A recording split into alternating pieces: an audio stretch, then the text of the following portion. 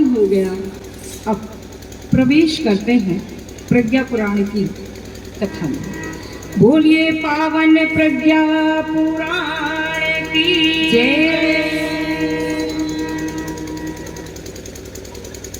पावन प्रज्ञा पुराण की कथा का आरंभ होता है देवर्षि नारद की विशेषताओं के साथ। यह प्रज्ञा पुराण भगवान विष्णु और नारद के मध्य का संवाद, इसे परम पूज्य गुरुदेव ने लिखा है। तो देवर्षि नारद की जो विशेषताएं बताई गई हैं, तो प्रथम श्लोक और आरंभ के कुछ श्लोक इस प्रकार हैं। लोक कल्याण कृत धर्म धारणा संप्रसारकः व्रति यायावरो मान्यो देवर्षि ऋषि सत्तमः। कि लोक कल्याण कृत जो नारद हैं वो सदैव लोक कल्याण की चिंता में डूबे रहते हैं। धर्म धारणा संप्रसारकः अर्थात वो धर्म की धारणा का प्रसार करने वाले हैं। व्रती है, व्रतशील है, यायावर घुमक्कड़ है, घूमते रहते हैं, चलते रहते हैं। मान्य है, देवर्षि ऋषि सत्तम, वो देवर्षियों में सर्वश्रेष्ठ माने जाते हैं। अव्याहत गतिम प्राप्त गंतुम विष्णु पदम सदा नारदो ज्ञान चर्चार्थम स्थित्वा वैकुंठ सन्निधौ। नारद जी अव्याहत गति को प्राप्त हैं, अर्थात वे जब चाहे जहाँ चाहे पहुँच सकते हैं। और उन्हें एक विशेष सुविधा भगवान ने दे रखी है कि वे विष्णु से ज्ञान चर्चा के लिए कभी भी किसी भी समय जा सकते हैं। यह सुविधा केवल देवर्षि नारद को मिली थी। अब बहुत समय हो गया, एक दिन नारद के मन में विचार आया कि क्यों ना मैं भगवान विष्णु के पास जाकर पृथ्वी लोक की समस्याओं पर उनसे चर्चा करूं। तो देवर्षि नारद ने सोचा इसके पहले कि हम विष्णु भगवान के पास जाएं, जरा पृथ्वी का हाल चाल ले लें कि धरती पर हो क्या रहा है। तो देवर्षि नारद अपनी वीणा बजाते हुए और श्रीमन नारायण का संकीर्तन करते हुए पृथ्वी की ओर उतर रहे हैं। श्रीमन नारायण नारायण नारायण, श्रीमन नारायण नारायण नारायण, श्रीमन नारायण नारायण नारायण, श्रीमन नारायण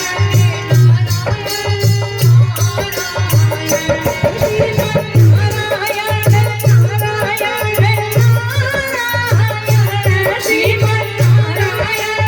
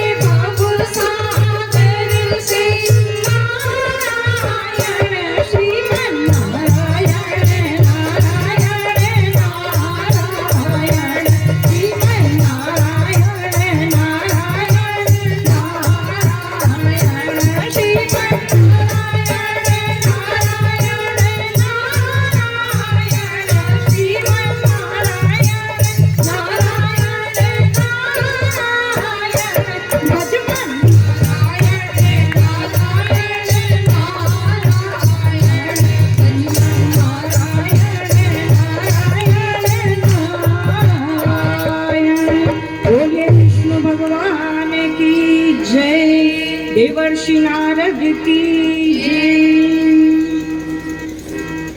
श्रीमन नारायण का संकीर्तन करते हुए नारद जी एक मंदिर पर उतरे। उस मंदिर में रामचरितमानस का पाठ चल रहा था, जैसा कि कल यहाँ प्रजापति भाई साहब के यहाँ अखंड रामायण चली। वहां चल रहा था प्रसंग राम के वनवास का। राज तिलक की तैयारियां थी और राज्याभिषेक वनवास में बदल जाता है। सीता राम के साथ जाने को तैयार हो चुकी हैं।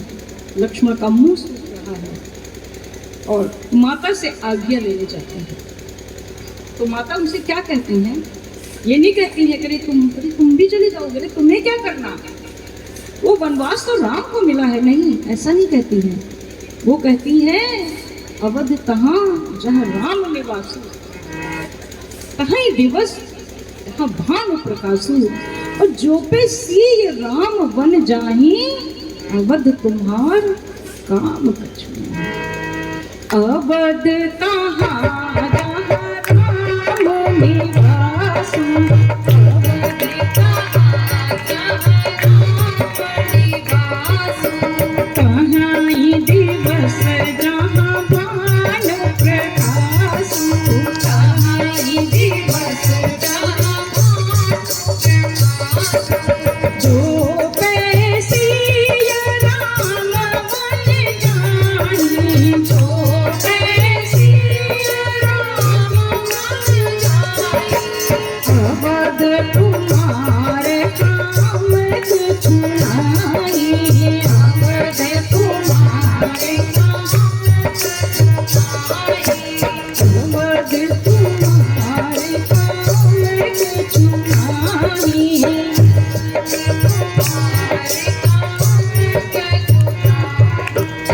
बोलिए सियावर रामचंद्र की जय। इसी तरह कथा चल रही थी, प्रेम से सब सुन रहे थे, जैसे आप लोग सुन रहे हैं। अचानक एक भक्त उठा, बहुत तेज गति से भागना आ रहा। तो नारद जी को जिज्ञासा हुई कि कथा छोड़ के क्यों भाग रहा है, अभी तो इतने मगन होकर सुन रहा था। तो लग लिया उसके पीछे वेश बदल कर। उससे पूछा, भाई क्या चक्कर है, तुम अचानक इतनी कथा सुनते सुनते कहाँ चल दिए? बोला, कथा में सुन रहा हूँ, 1 साल से सुन रहा हूँ। असल में मुझे अभी जाना है तुरंत, क्योंकि मेरे भाई के साथ 10 गज जमीन का कुछ मुकदमा चल रहा है। आज उसका फैसला होगा, मैं जीत जाऊंगा, कल आऊंगा, लड्डू बांटूंगा, तुम भी आना। ये कह के वो फटाफट भागता हुआ चला गया, क्योंकि उसे कचहरी जाने को देर हो गई। नारद जी ने सोचा, मर्यादा पुरुषोत्तम श्री राम के भक्त उनके चरित्र का अनुकरण न करके केवल मनोरंजन के लिए कथा करते हैं। उनका मन बहुत दुखी हो गया कि कहाँ तो राम और भरत के बीच राज तिलक को गेंद बना दिया गया, कहाँ ये 10 गज जमीन के लिए भाई से मुकदमा। इधर राम और उधर भरत, दोनों ने ठोकर मारी, शिक्षा दे रही थी हमको रामायण अधिकारी, शिक्षा दे रही थी हमको रामायण अधिकारी, शिक्षा दे रही थी हमको रामायण अधिकारी। दुखी मन से नारद जी आगे को बढ़े। उन्हें वृद्धाश्रम दिखे। कथा एक ही दिन की है, बहुत शॉर्ट में सुना दी। वृद्धाश्रम दिखे, उन्होंने वृद्धाश्रम की असलियत जानी और वो दुखी हुए। घरों में गए, घरों में भी देखा तो वृद्धों की दशा कुछ सम्मानित नहीं दिखी। कैसी दिखी? अरे कान बदिर भय, भाई